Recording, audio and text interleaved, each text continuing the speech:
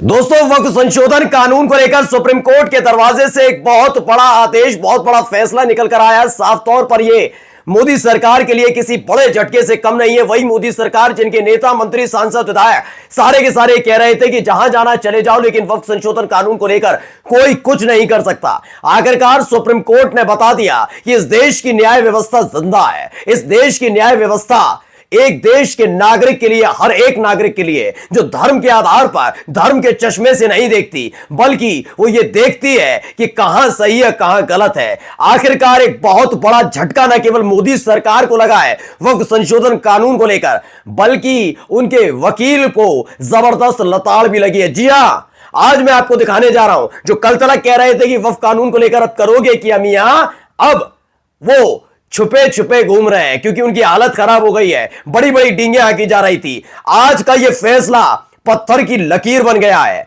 और यही नहीं, साफ साफ लफ्जों में कह दिया गया है कि अगली सुनवाई तक किसी भी तरीके से वक्फ कानून की एक एक धारा प्रभावी नहीं होने जा रही। नमस्कार, मैं हूं प्रज्वल गौतम और आप देख रहे हैं टाइम्स एक्सप्रेस। बिना देर किए मैं आपको दिखाने जा रहा हूं खबर क्या एनडीटीवी की। 5 मई को अगली सुनवाई तक वक्फ के स्टेटस में कोई बदलाव नहीं, सुप्रीम कोर्ट ने कह दिया। 7 दिन का वक्त दे रहे हैं, लेकिन 5 मई तक कह दिया है कि वक्फ के स्टेटस में कोई भी बात लागू नहीं, स्टेटस में कोई बदलाव नहीं होगा। ना नियुक्ति कर पाओगे, ना कुछ कर पाओगे। बहुत सारे सवालों को लेकर इनका सवाल था। दरअसल क्या था, विवादित चीजों को और विवादित करके खेल करने की कोशिश हो रही थी। आपने देखा, जैसे ये कानून बना, सबसे पहले कौन बोले? उत्तर प्रदेश के मुख्यमंत्री। वक्फ की संपत्तियां हम ये कर देंगे, हम अस्पताल बना देंगे, हम ये कर देंगे। इतनी जमीन उत्तर प्रदेश के अंदर बनी है, अस्पताल बनाने हैं तो वहां बना के दिखाओ। लेकिन ना, हमें किस पर बनाना है? हमें ऐसी जगह पर बनाना है जिससे मुसलमानों को लेकर दिक्कत हो, परेशानी हो। उन्हीं की जमीन बनाना है हमें, तो हमें वही बनाना, चाहे जो हो जाए। इतनी जमीन पर नहीं कर पाएंगे कि कायाकल्प। लेकिन आइए, सुप्रीम कोर्ट की सुनवाई का एक एक पहलू मैं आज आपको दिखाने जा रहा हूं, तगड़ा झटका कैसे है।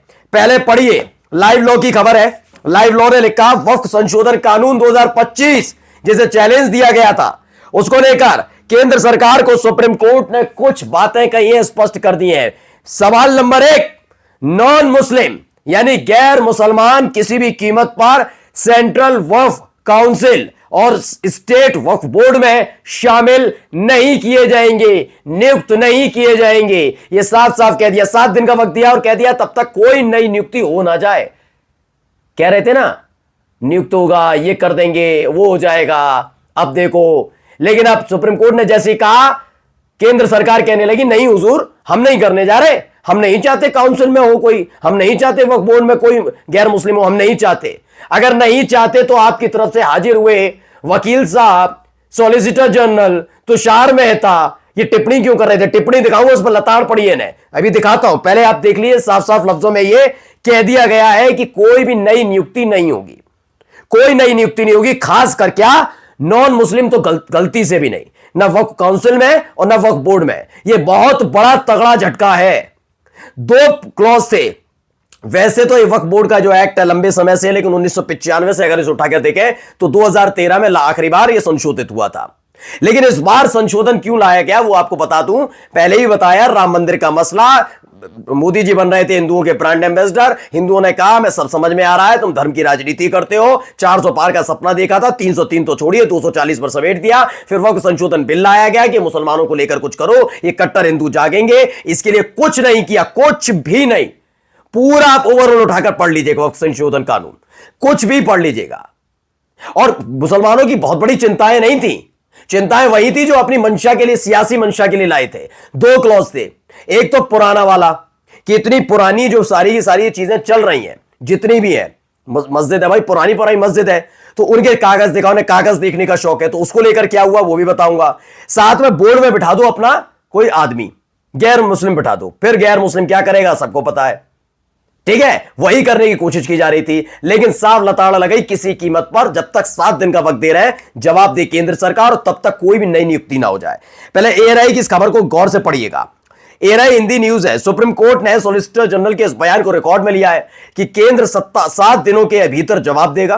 केंद्र सरकार को 7 दिनों के भीतर जवाब देना है। सुप्रीम कोर्ट ने कहा कि सॉलिसिटर जनरल ने कोर्ट को आश्वासन दिया है कि काउंसिल और बोर्ड में कोई नियुक्ति नहीं की जाएगी, किसी भी तरह की नियुक्ति नहीं की जाएगी। अब बेचारे वो छाती पीट रहे हैं, वही वाले थे ना, आपको याद होगा जब धारा 370 हटी थी, याद है, जम्मू कश्मीर 35 से, याद है, उन्होंने दिखा दिया ओहो शेर की दहाड़ और ये पुकार और वो। उसके बाद अब तो जम्मू कश्मीर में हम जमीनें खरीदेंगे, और सोचिए वह जम्मू कश्मीर की बेटियों के बारे में कितनी गंदी गंदी गंदी फैला रहे थे, दिहाड़ी मजदूर वैसे बनेंगे कट्टर देशभक्त, तो कितनी गंदी गंदी बातें कर रहे थे, याद है उस समय, कि उनकी लड़कियों से शादी करेंगे और ये करेंगे वो करेंगे।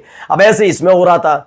अब देखते हैं तुम्हारी जमीन कौन बचाएगा, हमारी जमीन, और देखो हम तो कब्जा करके देखो और उसके बाद बताओ और ये करो वो करो। अब सब शांत है, बोर्ड में तुम्हारे हमारा मेंबर और ये वो तमाम चीजें धरी की धरी रह गई, साफ मना कर दिया। आगे पढ़िए। सुप्रीम कोर्ट ने कहा कि सॉलिसिटर जनरल ने आश्वासन दिया कि अगली सुनवाई की तारीख तक वक्फ, जिसमें पहले से पंजीकृत या अधिसूचना के माध्यम से घोषित वक्फ शामिल है, को ना तो डिनोटिफाई किया जाएगा और ना ही कलेक्टर को बदला जाएगा। सुप्रीम कोर्ट ने कहा कि केंद्र को 7 दिनों के भीतर जवाब दाखिल करना चाहिए। 7 दिनों का समय दिया गया है। अब देखिए लताड़ दिखाता हूं। सबसे पहले यह नवभारत टाइम्स की खबर है, जज को क्यों कहना पड़ा, चीफ जस्टिस ऑफ इंडिया को और वहां जो बेंच में शामिल जज थे उनको यह क्यों कहना पड़ा। पढ़िए, जब जजों ने कहा हमारा कोई धर्म नहीं है, उन्हें क्यों कहना पड़ा, तुम बताता हूं। पढ़िए इसको, लाइन को।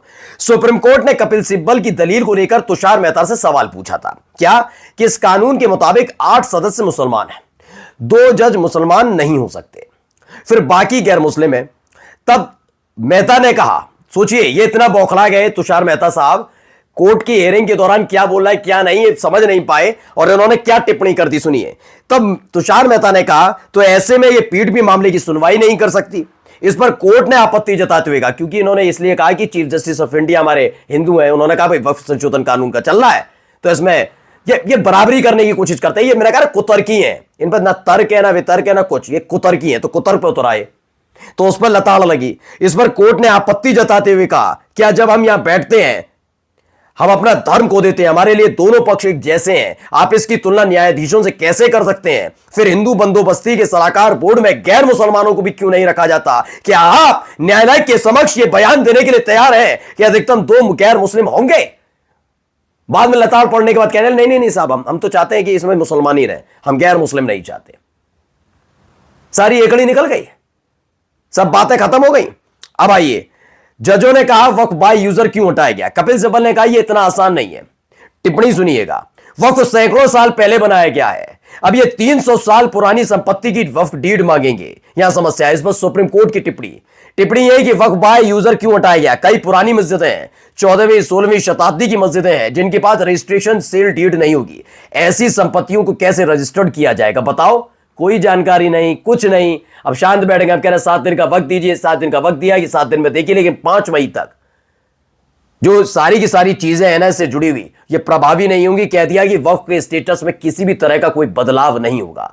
एक तगड़ा बहुत बड़ा झटका लगा है, क्योंकि लगातार इन्हीं परेशानी और शिकायतों के साथ, सुझावों के साथ जेपीसी में यह बिल गया था, तब सुना नहीं गया था। लोकसभा में, राज्यसभा में, दोनों ही जगह इस आवाज को दबाया गया था। और लेकिन कानून बनने के बाद जब सुप्रीम कोर्ट पहुंचा ये पूरा मसला, तो ना केवल सुना गया बल्कि लताड़ भी पड़ी है। नमस्कार।